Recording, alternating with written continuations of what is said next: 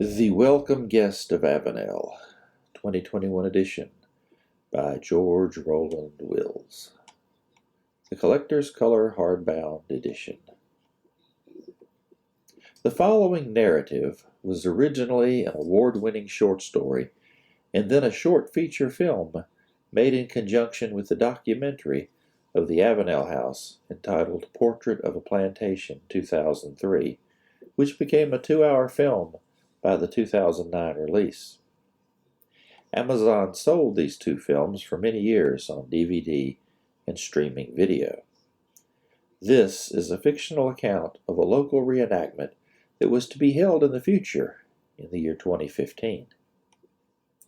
All of the reenacted and dramatized Civil War and after events are said to have actually happened in American history. Robert E. Lee did stay at the home in October of 1867, and he spent the night in the Lee room upstairs. The story of George Armstrong Custer's adventure with the buffalo is said to have also taken place. General Early did save the city of Lynchburg in 1864. Brigadier General and former Governor John B. Floyd did come to the house. He did preach secession, and Letitia Burrell is being quoted as to her actual opinion of him.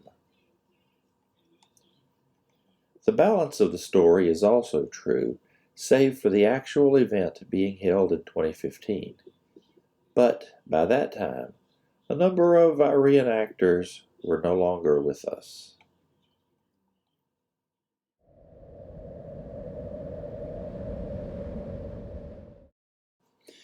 You know, it is so unfortunate that he could not be here for the reenactment, the anniversary, said Mrs. Prosser. The ladies all gathered around the general and looked to him for a word. Finally, General Early spoke. Ladies, the general was undeniably detained. I do not know the reason why he could not be here tonight. I'm not privy to that. Then he paused for a moment. However, in his absence, I am sure that he would want us to continue, and that is exactly what I intend to do. Very well said, sir, said Master Prosser, from just out of periphery. Very well said. If you ladies will excuse me, said the general, nodding towards Master Prosser as well, as he made his way from the center of their midst. Certainly, sir, said Mrs. Prosser. A young lieutenant met the general as he was about to leave the parlor. General, sir, he has not arrived yet. No, said General Jubal Early, and he's not going to. General, I was afraid of this, said the young lieutenant. As were we all, said General Early. But, Lieutenant, carry on. Will do, sir, said the younger man, throwing up a salute. The Hubbard brothers were lost in conversation in the parlor by this time. How have you been doing since the war? Boyd asked his brother David. Been doing all right, said David. I still kind of cringe when I hear a gun go off. I think of all them sheets of lead they shot at us. Or every time you hear a horse neigh? Asked Boyd. Every time I hear a horse neigh, mused David, I think of Cousin Grandison whenever I hear a horse neigh, riding in with Stewart's cavalry. Boyd nodded knowingly. That's what I miss, said David, slowly. Cousin Grandison. Cousin was quite a man, said Boyd. Quite a man, echoed David. You know, they found the flank up there at Chancellorsville. 2nd Virginia Cavalry. They found it. Still out in the foyer, it was Mrs. Burrell's turn to speak to the general. General Early, sir, may I say what an absolute honor it is to have you with us this evening, she said to him. Mrs. Burrell was the mistress of Avenel House. Her husband had built the place in 1836. General Early reached down and took her hand to kiss it. The Army of Northern Virginia is always well represented whenever you are among us, she added. Thank you, ma'am, said General Early, your obedient servant. General, continued Mrs. Burrell, by the by, do you see the young lady standing over by the fireplace? Yes, ma'am, said the general. Well, General, her name is Jeanine Dupree Mercier. It would seem, sir, that she is positively consumed with the desire to make your acquaintance. Then she smiled at him. I would consider it a personal favor, sir, if you would be so inclined. General Early closed his eyes and smiled. Now, the gentleman standing with her, that's her father. They came down from Washington to be with us this evening. He is, you know, the French ambassador. Oh, said General Early, knowingly. And is it true, sir, that you speak French? She asked him. I do, said Jubal Early.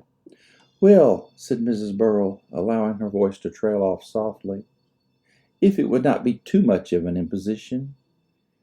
As you wish, ma'am, said the general, bowing slightly, and then moving towards the parlor.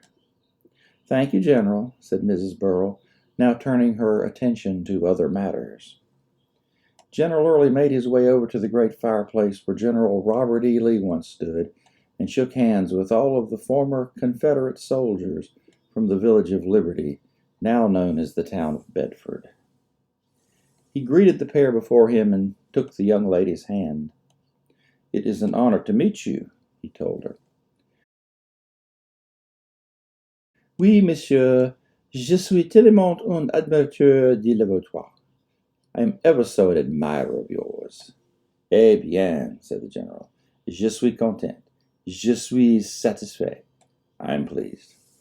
Then he looked at her father. And you, sir? Extending his hand to him. I am her father, Edouard Henri Mercier, the French ambassador, and it is an absolute honor to meet you. As is mine, said the general. I understand that General Lee was supposed to be here this evening, said Mercier. We were to discuss arms and munitions from France. Yes, said the general, and he has been, I am afraid to say, detained. Cannot make it tonight. I see, said the ambassador. Unavoidable, said the general, but those things happen. I understand, said the ambassador, well aware of diplomatic delays. I understand completely. The general then looked back at the ambassador's daughter. I understand that there is a tree in the backyard that you might have some interest in, he said, smiling at her. Yes, she nodded. I planted the seedling, and I hope that it grows into a beautiful, wonderful tree. It's quite large now, said General Early. Have you seen it lately? I have not, she said. We'll have to look at that, he said, soon. She looked up at her father, who nodded. Well, she said, I trust that you will escort me. Absolutely, said the general. It would be my honor. She extended her hand, and then off they went towards the back of the house. Chapter 2. My daughter, Emelissa, was finally old enough to accompany us on a trip to Avenel House. She had always wanted to go there, ever since she had heard that the place was haunted by ghosts from the past. She was now old enough, and we felt like she was at last ready to see and to appreciate the old home, just as we did. It was Friday, June 19th, 2015, and today the home would host the first annual Southern Hospitality Civil War Day. We were all dressed in period costume, courtesy of the local reenactment chapter, and I was done up just as a Confederate lieutenant from a local artillery unit attached to Camp 1 Liberty and the 28th Virginia Company C. We were with the Bedford Rifle Grays. My wife and daughter had on hoop skirts and parasols for walking about in the yard, and the entire house was decorated to look like 1862. The Avenel House is a wonderful place to visit. General Robert E. Lee stayed here once overnight in October of 1867. His wife had spent some time here during the war as well. The house was built in 1836 by William M. Burrell, whose father had been the private secretary to Thomas Jefferson during his first term in office. It is his daughter Letitia who is said to haunt the place as the White Lady Ghost of Avenel House. She and her mother both, in fact, take turns haunting the rooms. Her mother was known as the Old Miss and Old Mistress to the servants on the property. She can be heard rustling her taffeta skirts up and down the great hallways of the home. A small rocking chair in the lee bedroom is said to rock back and forth on its own accord. In fact, and I myself have actually witnessed a small, freestanding armoire unlatch its own door and open very slowly of its own accord. That was some years before my marriage. Today, Emelissa was running about the front yard with her older cousins, Emily and Alyssa, for whom she is named. The three of them were running together like sisters, their long blonde hair flowing out behind them. I watched them run around the house, and I did not see them again for a while. I spent the time talking to my wife and some of her friends, as well as a few of my students from my art school. Presently, we all decided to go into the house and get ready to eat. They were preparing to feed us a marvelous luncheon, and having eaten there before, I knew it was going to be quite a spread. There is indeed nothing finer in the world than true Southern hospitality, and Avenel House is my favorite place to dine. As I stepped up on the south porch and approached the great white front door, I was immediately joined by my wife and daughter, who were coming across to greet me. At about that very same moment, the front door swung open in front of us. It was Mrs. Burrell. "Why, Lieutenant Wills, do come in. We have been expecting you." "Mrs. Burrell, mightn't I introduce my lovely wife Daphne, and our daughter Emelissa?" "It's a pleasure to meet you, Miss Wills, Miss Emelissa," said Miss Burrell. "That's a charming name. You were named for your cousins, I would imagine." Emelissa smiled broadly. "I hope we are not too late this evening," I said. "Fortune did not smile upon us, it seems, and we find ourselves unnecessarily detained." "Oh, lands no," she said. "You were just in time for dinner, and I need to go check on that. Please, make yourselves to home." She then signaled one of her staff to come and offer us refreshments. "Thank you, ma'am," I said.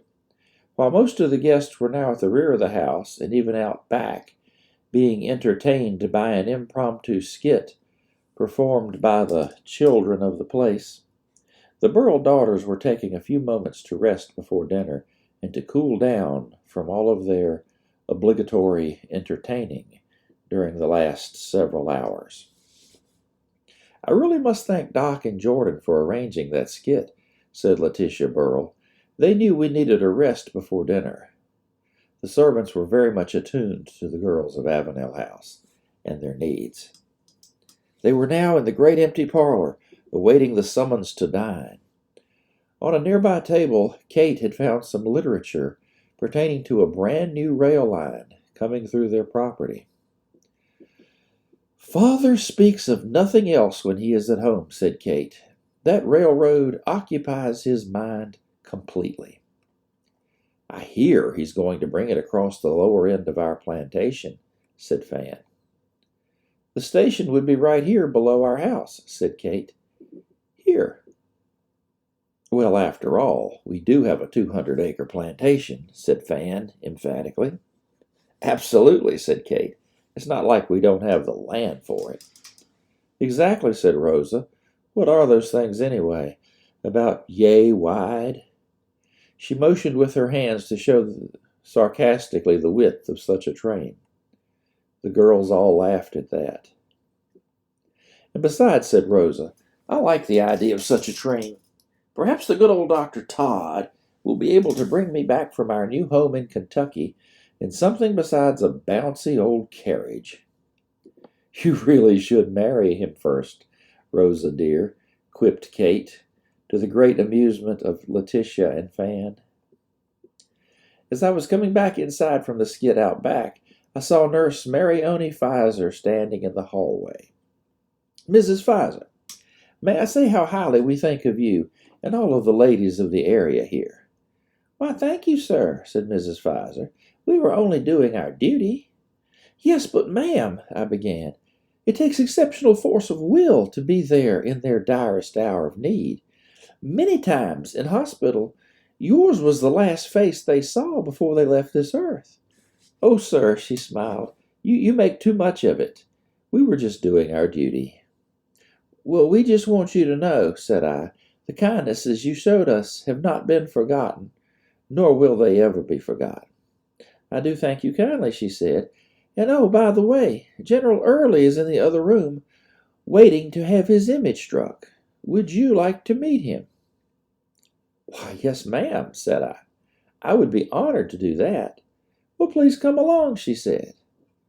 "I certainly will," said I, kissing her hand and following her towards the back of the house.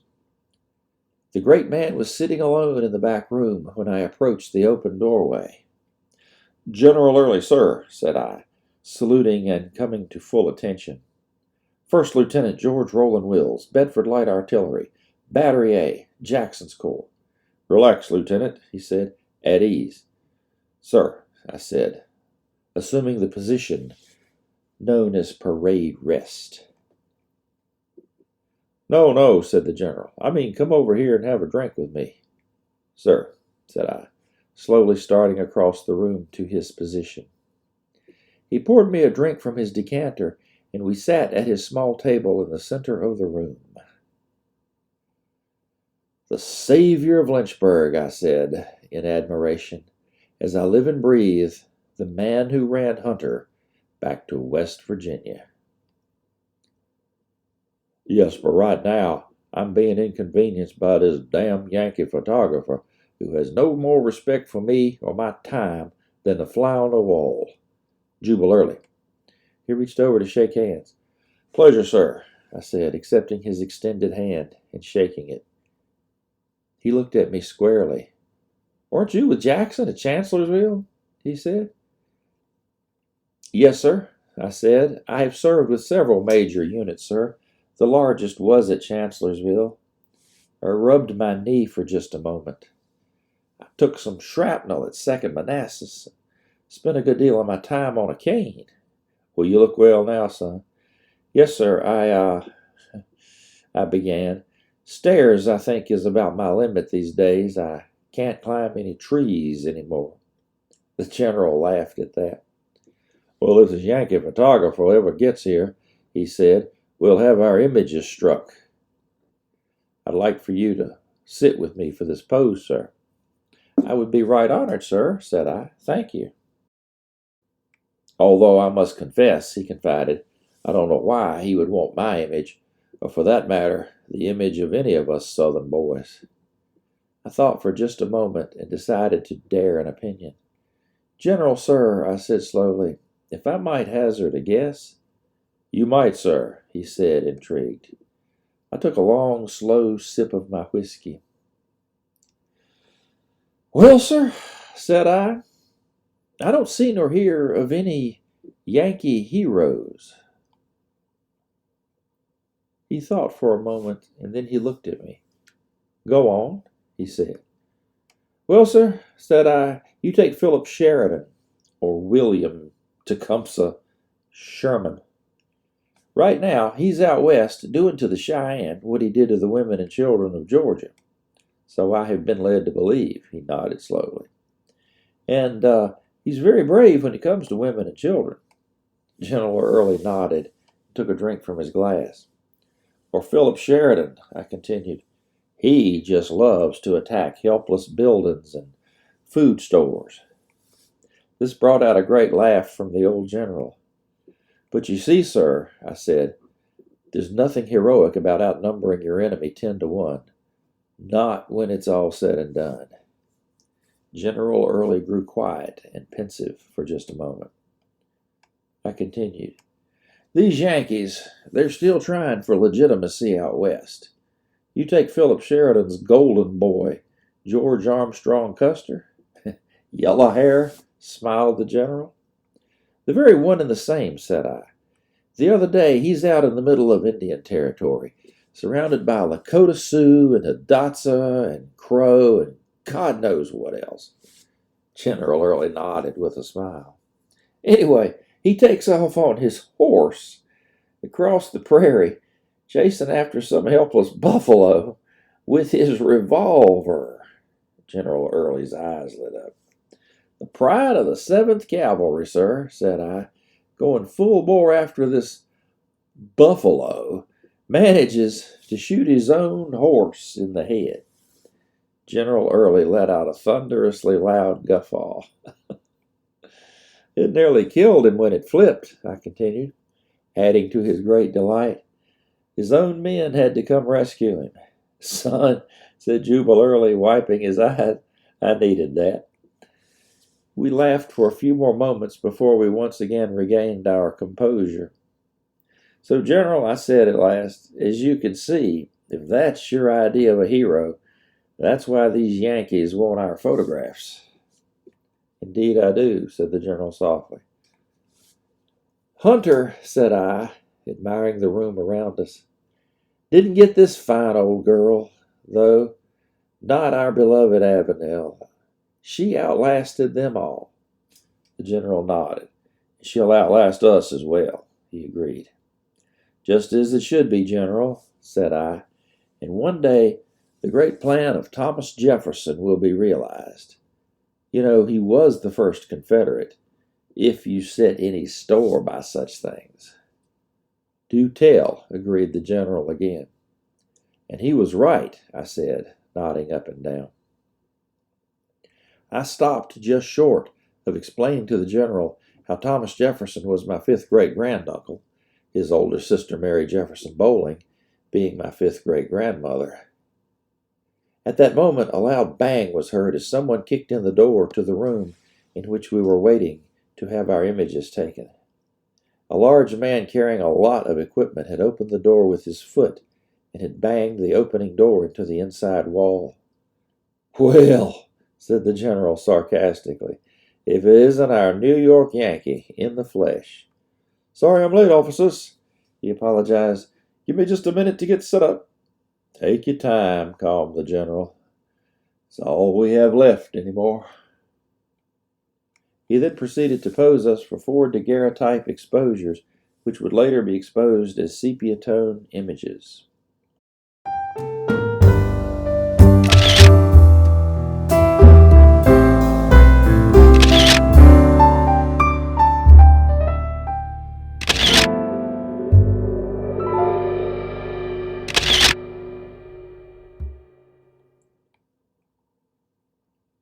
Avenel House is in Bedford, Virginia.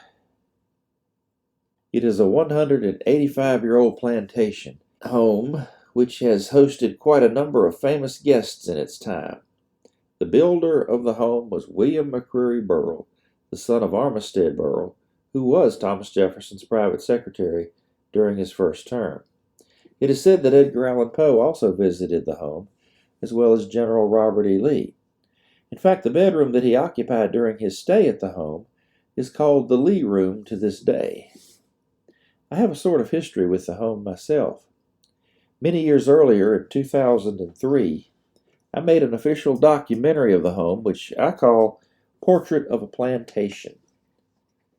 Both of the local libraries, the Bedford Central Library and the Roanoke Valley Library System, purchased the video for their collections. The former is under DVD 812 POR, and the latter is under DVD 973.7 POR TRA. On November the 1st, 2003, while we were filming Portrait of a Plantation on property, I got a very strange photograph, which turned out to be the actual White Lady Ghost of Avenel, the apparition that everyone claims to have seen at one time or another. The ghost photograph is in that documentary at the very end, as well as in my 2021 release, Portrait of a Plantation Pictorial. This and the 2021 release of Portrait of a Plantation Compendium are the two books which make up my written form of the documentary now that Amazon has ceased to make their DVDs any longer. And I will add that since that time, I have released Portrait of a Plantation as a single volume instead of the two just mentioned. The Lee Room was upstairs in the home and was probably not open to the public during our reenactment dinner, although no signs nor any ropes were put up to prevent anyone from exploring upstairs in the home. And of course, that is precisely where my daughter ended up going. As I bade the general goodbye and walked back to the foyer, once again I saw Melissa as she was going up the grand staircase all by herself. As her cousins were not with her, I decided to follow her to see where she was going. I smiled to myself. She was probably looking for that old closet with the door that I had told her had opened all by itself those many years ago. It took me a few moments to follow Melissa, however, as Emily had come running over to hug me and to tell me something. I ended up taking a few photos with her and her sister Alyssa. We were going to be in the local paper, the Bulletin Democrat, next week. When I did get another moment, I slipped up the steps to see where it was that Melissa had gotten off to earlier.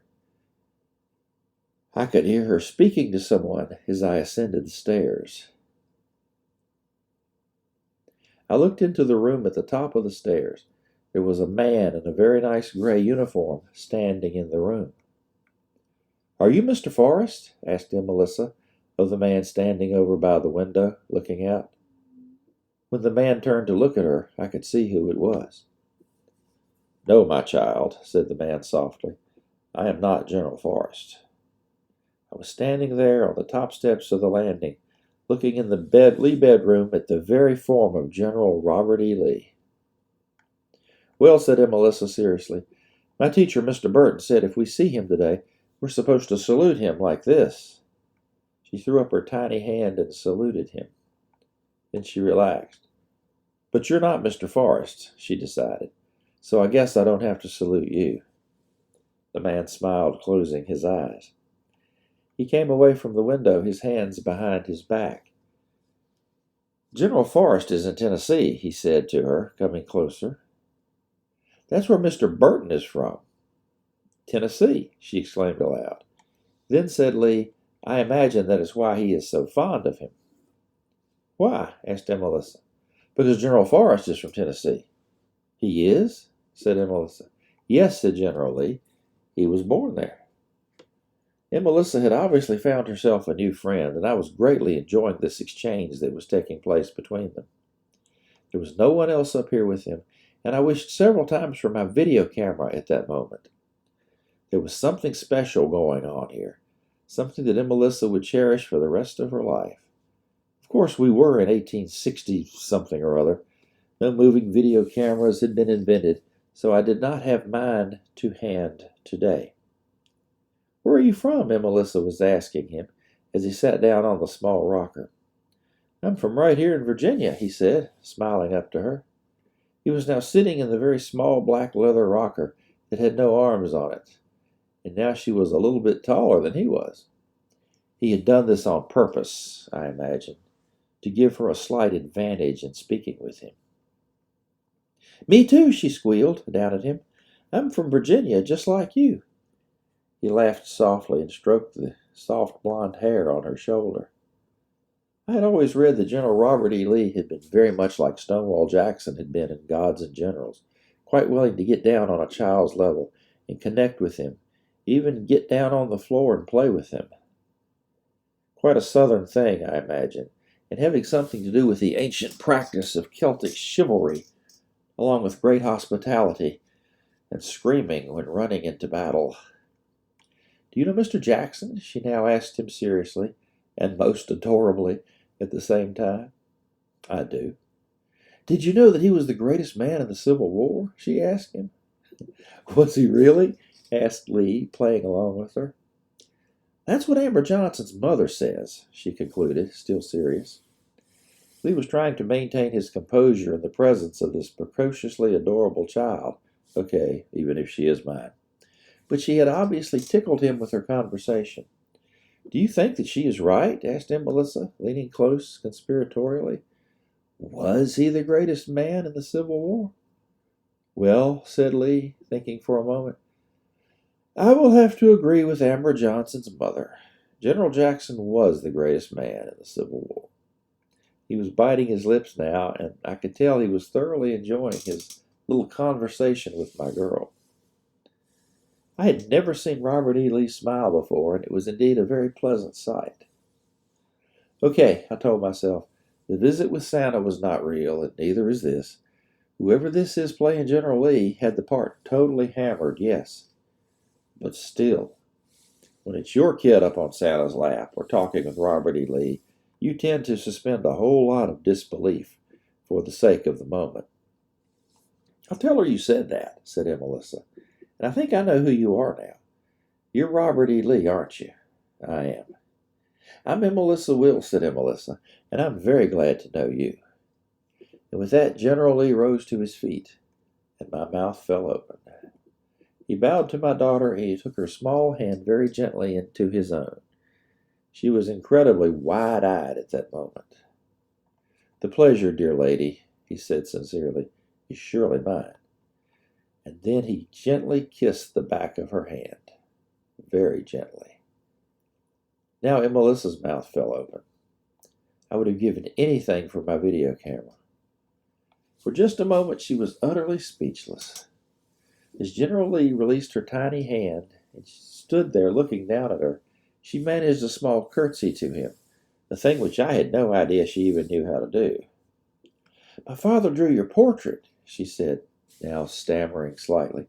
"It's hanging over our fireplace. It belongs to my grandma."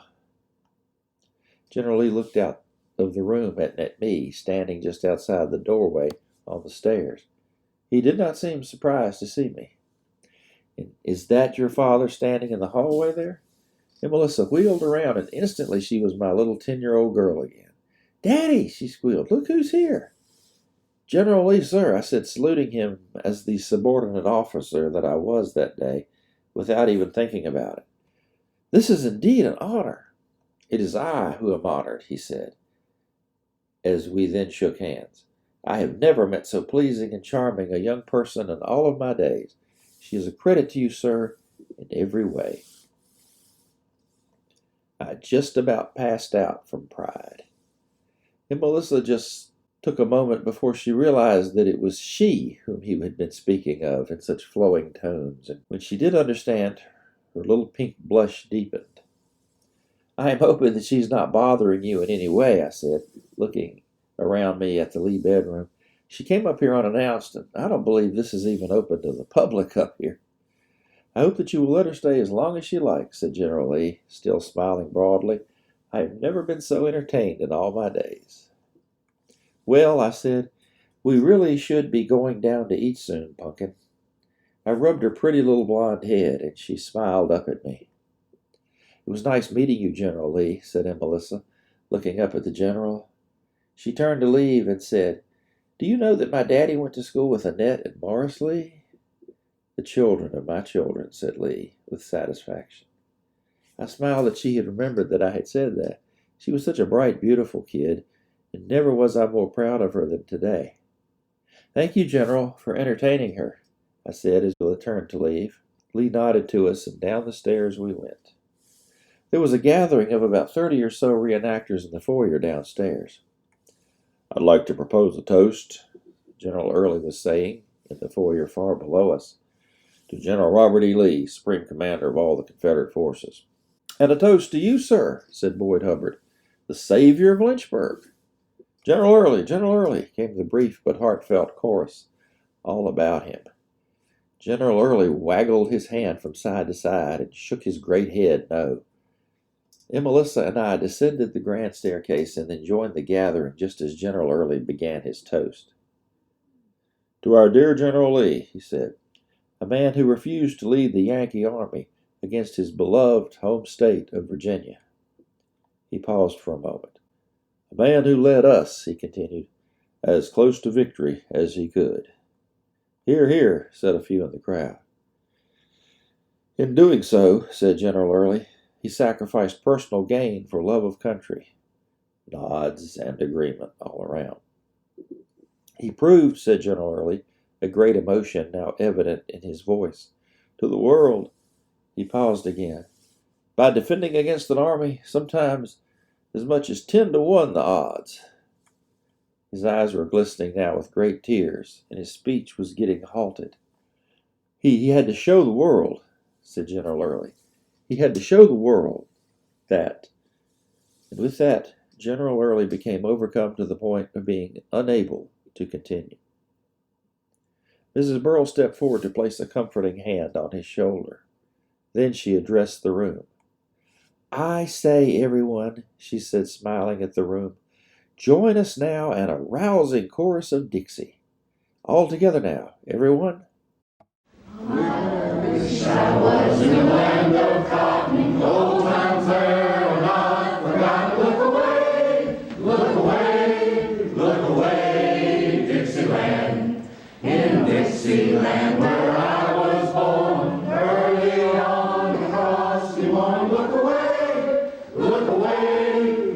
away, Dixieland. I wish I was in Dixie. Hooray! Hooray! And then, at that very moment, two great Confederate flags unfurled from the top of the stairs, as if in answer to the cheers below. One of the flags was the Southern Cross, the other a 7-star First National Confederate flag. In Dixieland I'll take my stand, to live and die in Dixie. Away, away, away down south in Dixie. Away, away, away down south in Dixie. Then a great cheer went up from the room, and General Early, much recovered, exclaimed our national anthem. The four daughters once again met in the empty parlor to sit and chat and to visit among themselves, seeing as how the rest of the guests were outside now, enjoying the fine afternoon weather. Letitia spoke first. "It seems I have very little time to write in my diary nowadays."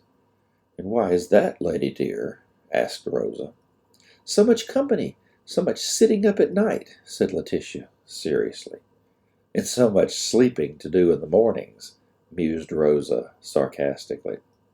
"So much staying in the parlor," said Letitia. "There's little time for anything else." Rosa eyed her evenly. "Well, Letty dear," she said, "it isn't like you're going to bring anyone home. Dear old Avenel would fall plumb to the ground if you weren't here to hold her up." "You let her be, Rosa," said Fan Burrell. "As sweet a creature as she is, she will outlive us all. Letty is truly our prize.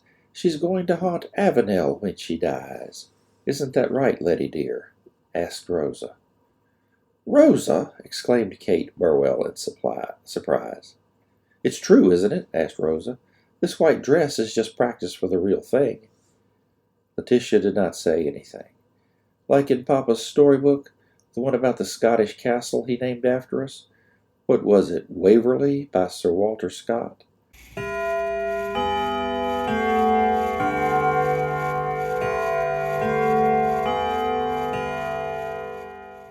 "Castle Avenel is haunted by a white lady ghost," said Fan, smiling. "Not Avenel House, Rosa." "I fail to appreciate any decided difference," said Rosa. Kate laughed. "There isn't much you do appreciate, Rosa," said Kate, and they all laughed at that. Kate continued. "I'm sure that Letty will make a fine ghost," she said.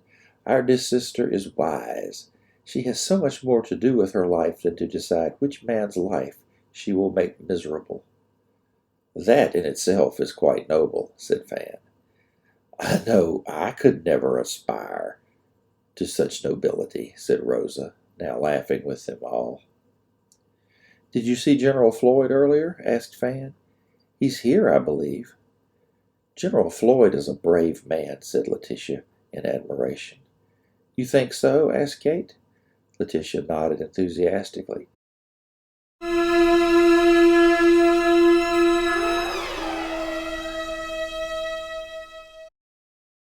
And a patriot, concluded Letty. He's also married, Letty dear, said Rosa, swatting playfully at her thigh. Letty rolled her eyes. Whatever else they may say about him, she said, exhaling in disgust. You like him, don't you, sister? Asked Kate, with a hint of playful accusation. I do like him, said Letitia, now staring down at her fingers. Very much. Really? Asked Rosa.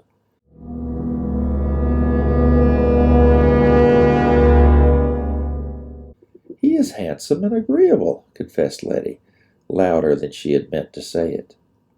From over near the doorway, a booming male voice interrupted the conversation. I'm blushing, Miss Letitia, said General John Buchanan Floyd. Coming from one so charming and accomplished, I could almost believe those things about me, although I do indeed know better. The girls were startled for just a moment, but then they were all quite glad for the interruption.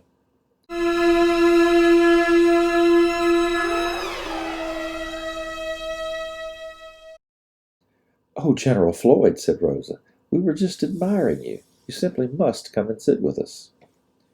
Fan was the first to speak after the general was finally seated among the ladies. We are ever honored to have our governor with us, she said. The general then addressed Letitia directly. I trust my actual presence won't be a disappointment to you? He asked her. No, indeed, sir, said Kate, now covering for the silence of the newly embarrassed Letitia. It simply proves sister's point. We are ever honored to have our governor with us.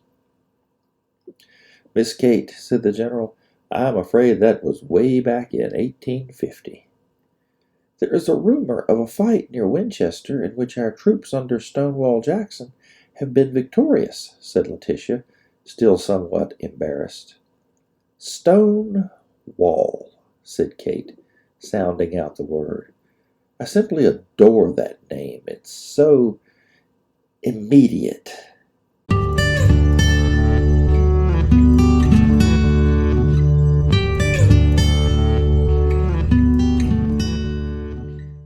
Yes, said Rosa, it does have that sort of je ne sais quoi. Sister, said Kate, surprised, have we been at our French lessons again? Ladies, said General Floyd, do you know that of late the Union Army has offered to let us keep our slaves if we would simply come back into the Union? Well, General, said Rosa, of late, as you say, we have actually offered to give up our slaves if only we could be left alone in peace as a totally separate nation. And yet, said the general, they shall forever say that this war is over slavery. Oh, if only those dreadful Yankees would simply take out the Constitution and read it, declared Kate, rising up in her seat. They haven't seen that document in so long, Kate dear, they probably don't know where it is, said Rosa. And to this they all heartily agreed. Now the general was admiring the paintings of the family upon the various walls of the home.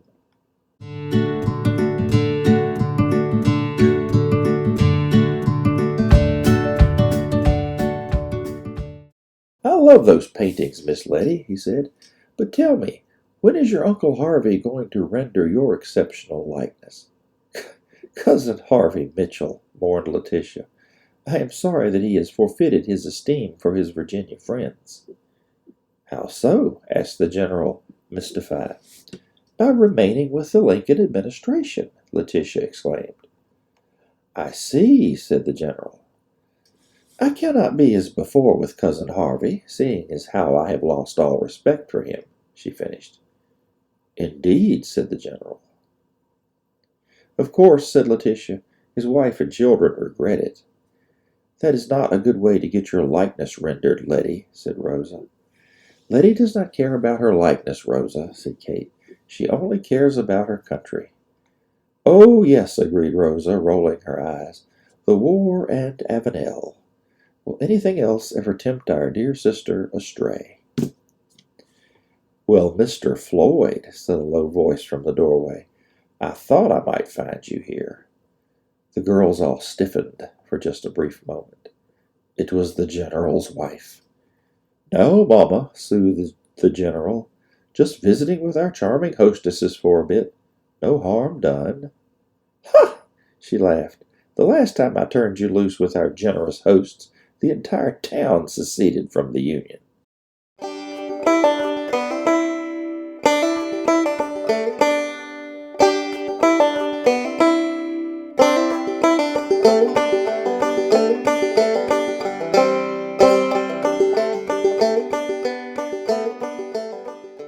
"Now, Mama," said the general, somewhat taken aback. "Really?" "Ladies," said the general's wife, "thank you all for a lovely evening. General, the hour is late." And with that the general and his wife, flanked on all sides by the Burrell daughters, exited the parlor and the home, and then walked east upon the great porch towards their waiting carriage. The reenactors were beginning to thin out by this time. At one point there had been nearly 100 people, but a good 30 of them had stayed until the very end. David Hubbard was kissing the hand of Pansy Traylor as he was preparing to make his exit. "Seems we've not seen you all in a good while there," he said, looking down at her as she was sitting on the parlor couch. "Didn't think we'd make it all back in one piece."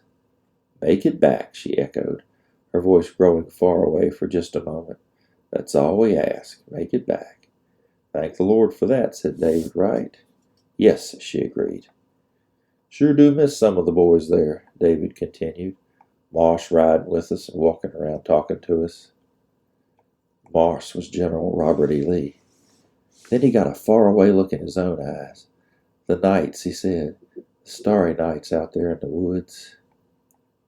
As the afternoon wore on towards darkness, I saw Melissa slip upstairs once or twice more to visit the man playing Lee. Once I saw her take him a cup of punch. Another time I saw her taking her mother up to meet him. I did not see anyone else going up there, however. I wondered why he did not come downstairs to mingle with us. I just figured that he would come down towards the end of the evening in some sort of a grand finale or other, down to some well-deserved and heartfelt applause, perhaps. A planned surprise or something, maybe. I decided to ask Susan, the docent, about him. "Why doesn't he just come on down here?" I said to her. "Who?" she wanted to know. "Robert E. Lee," I said, now standing about halfway up the steps. "He's upstairs talking to my wife and daughter." The color drained from her face. "I'm sure I don't know what you mean," she said. "There is no one playing Lee this evening." "Well," I said, "there's a man upstairs who could pass for him." "No," she said, "you must be mistaken. All of the living historians had to register in advance, so we did not duplicate anyone famous." I looked at her strangely. "We do not have a Robert E. Lee this weekend," she said. A maid from the kitchen grabbed her arm and took her away before we could talk any further upon the matter. A cold chill raced through me as I thought of my wife and daughter upstairs. I took off up the stairs as quickly as I could manage, and took them two at a time. As I approached the landing, I could hear Aunt Melissa as she was talking to the man. It all seemed so innocent. "I think," she said as she rubbed the old man's sleeve with her tiny hand, "that you were the greatest man in the Civil War." "Why do you say that?" asked Lee, still smiling. "Because you were probably the nicest," she said, reaching over to kiss him on the cheek. "Come on, Mom, let's go." General Lee stood up in front of them again. "Good night, Mr. Lee," said Aunt Melissa and her mother. "Good night, ladies," said the general as he saw them out of the room. All three of them were very much still in character, as if this was some sort of a movie I was watching. "He is the nicest man," said my wife, as they passed me and started down the stairs. "We simply must find out who he is, so we can have him over to dinner one evening." They went on downstairs, talking excitedly about their new acquaintance, and leaving me to stand there open-mouthed. He nodded gently, knowingly, and then he gently closed the door behind them, as if that were his actual bedroom for the night. I walked over to the doorway. I knocked gently upon the door and waited. There was no answer. I closed my eyes and then realized what had happened. There was no answer, and there was never going to be any answer either. I was 150 years too late for any answer like I wanted. I opened the door and walked into the bedroom. As the last rays of the evening sun lit up the Blue Ridge skyline, I was looking at an empty room. A room in which just moments before, my wife and daughter had been talking to General Robert E. Lee. The real one. The genuine article. I started out the door and back down the stairs once again. Only I knew the truth, and it would most likely die with me. Just like the pain of that Confederate defeat had died with him all those years ago. No one would have believed us anyway. As I was starting down the last set of stairs from the landing, I thought for a moment that I could hear a very old and very tired rocker creaking back and forth in the empty room above me.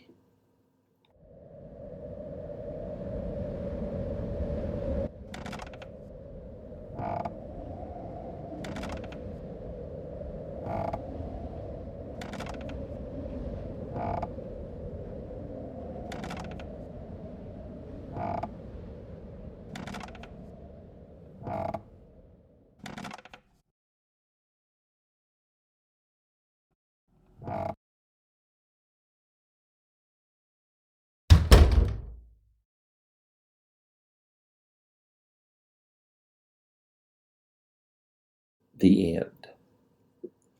This story was originally written for a contest hosted by the Bedford Arts Council in Bedford, Virginia. The rules stated that the story had to be about Bedford, children, and ghosts, being near to Halloween as it was at the time. The welcome guest of Avenel's story won a prize of $35 for third place, worth $52.37 in 2021. The original 2002 version of this story is available in 2 Amazon books by George Roland Wills, both of them anthologies. One of these is The Welcome Guest of Avenel and Other Charming Ghost Stories, and the other is The November Country, which is a fairly large collection of short stories done by the author. The Welcome Guest of Avenel movie was made in 2003 at the Avenel House in conjunction with the filming of Portrait of a Plantation, the official documentary of the home. A late 2021 YouTube release of the movie Welcome Guest of Avenel is being planned. It's not out yet. The following films were made at the Avenel House: Portrait of a Plantation, a documentary of the Avenel House, 2003, 2009, a documentary, The Making of the Avenel Project, 2004, an explanation film, The Lady in White, Avenel in the Snow, 2004, a short video, The Welcome Guest of Avenel, 2003, a short fictional film, Avenel the Motion Picture, 2005, a feature-length motion picture film. Watch Captain Beauregard's YouTube channel for the upcoming full releases of all 5 of these remastered Avenel House films, to be presented free of charge. George Roland Wills is the author of a number of fiction and nonfiction books, and all of them are available on Amazon.com.